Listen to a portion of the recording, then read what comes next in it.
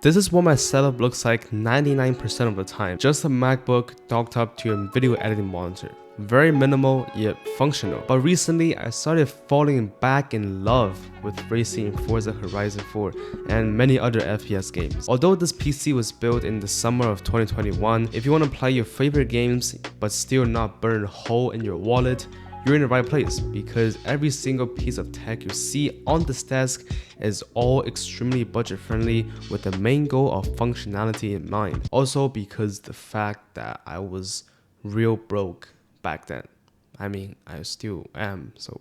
Let's start with the center of the entire setup, which is the monitor. And the biggest difference from my editing and gaming setup is probably the fact that this is an Acer 1080p 144Hz monitor. It really took me a while to get used to it after using a 75Hz monitor for so long, and I gotta say, racing on a high refresh rate monitor is an absolute blast. This monitor obviously has a VESA mount on the back, which I tried on 2 different monitor arms, which I all eventually took down, and now they're all just sitting in the storage room collecting dust. I guess it's time for some giveaways. This Acer monitor is not the most color accurate, which is why I don't edit photos and videos on it. Now, if you want to check out my editing monitor, I'll make sure to leave a link down below. Next, let's talk about the peripherals of choice. These keyboard and mouse I chose was there ever since day one. They're budget friendly and also pretty durable, as you can see. This is a blue switch mechanical keyboard from Redragon. Pretty random if you ask me, but I mean, they're top 1 on Amazon. The blue switches are really clicky, as you may assume,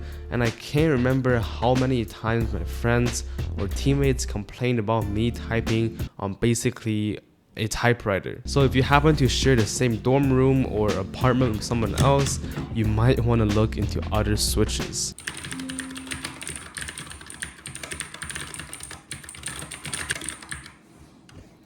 It's pretty loud, not gonna lie.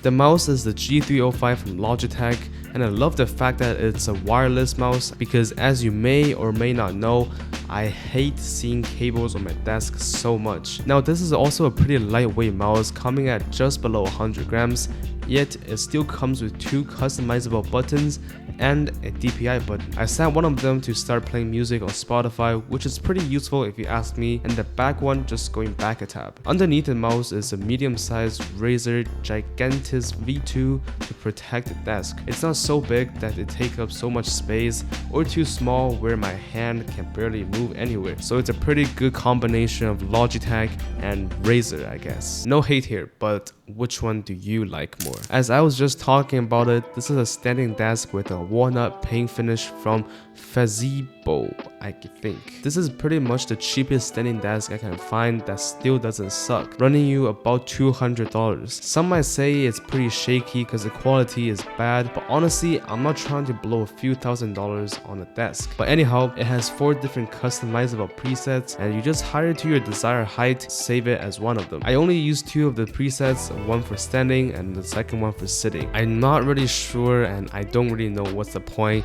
of having the 2 extras. I guess if you're sharing a desk, share the same workspace with someone else, maybe. Now, for the audio solution, as a person who can't live without music, I have to get these Logitech Z150 speakers for my PC. I know many people who doesn't have speakers for their setup, so they have to wear a headset for everything, like literally as soon as they sit down at their setup in front of the computer, which I just can't do it. The only times I'll use it is for video editing on the setup, which is basically never, because I edit on my MacBook.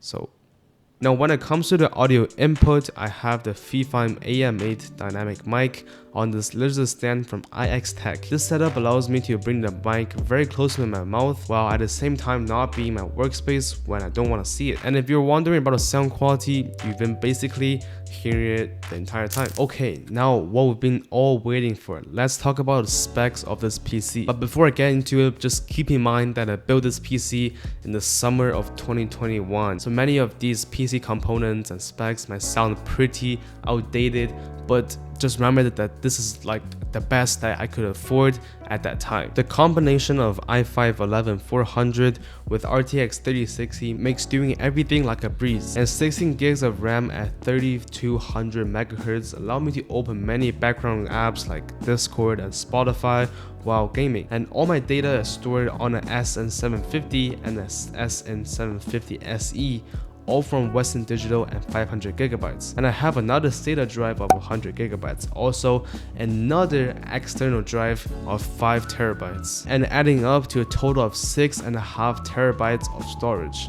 I know, it's quite a lot, but if you're not a creator, you definitely don't need that much space. So like I said, many of these specs are kind of outdated and trashy.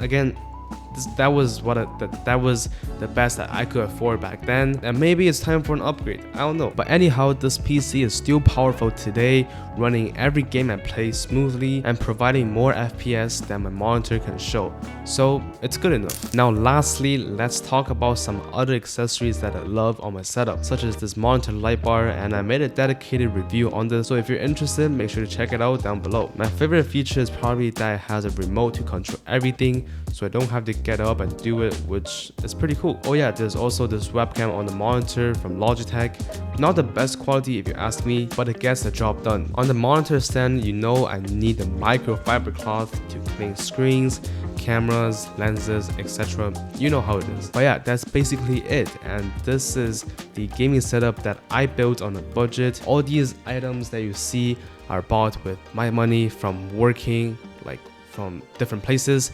and this is not to flex daddy's money on the slightest shape or form, like literally. Honestly, I don't play games, like especially video games, that much anymore.